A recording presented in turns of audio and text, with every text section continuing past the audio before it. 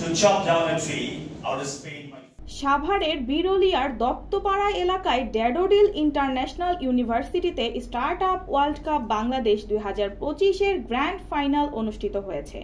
আয়োজনটি করেছে বিশ্ববিদ্যালয়ের innovation and entrepreneurship department. দেশের সেরা 15টি স্টার্ট আপ দলের মধ্যে জড়নড় লাইফ চ্যাম্পিয়ন হয়, উইগ্রো প্রথম রানার আপ এবং রকেট ওয়েভ দ্বিতীয় রানার আপ হয়। বিজয়ী দল 50,000 টাকা বিনিয়োগ পুরস্কার সহ যুক্তরাষ্ট্রের সান ফ্রান্সিসকোতে অনুষ্ঠিত গ্লোবাল স্টার্ট আপ ওয়ার্ল্ড কাপে অংশ নিয়ে $1 মিলিয়ন বিনিয়োগ পুরস্কারের জন্য প্রতিযোগিতা করার সুযোগ পাবে। শীর্ষ 10 দল বিশেষ নেটওয়ার্কিং সেশনে অংশ নেবে।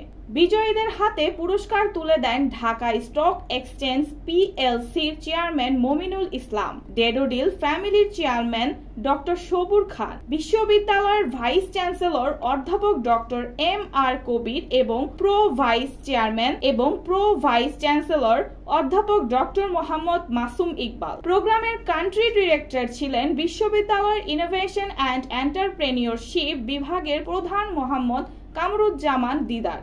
বিচারক প্যানেলে ছিলেন আন্তর্জাতিক ও জাতীয় পর্যায়ের বিশেষজ্ঞরা, যার মধ্যে প্যাগাসাস টেক ভেঞ্চার্সের পার্টনার মিস্টার উইলিয়াম রেইকার্ড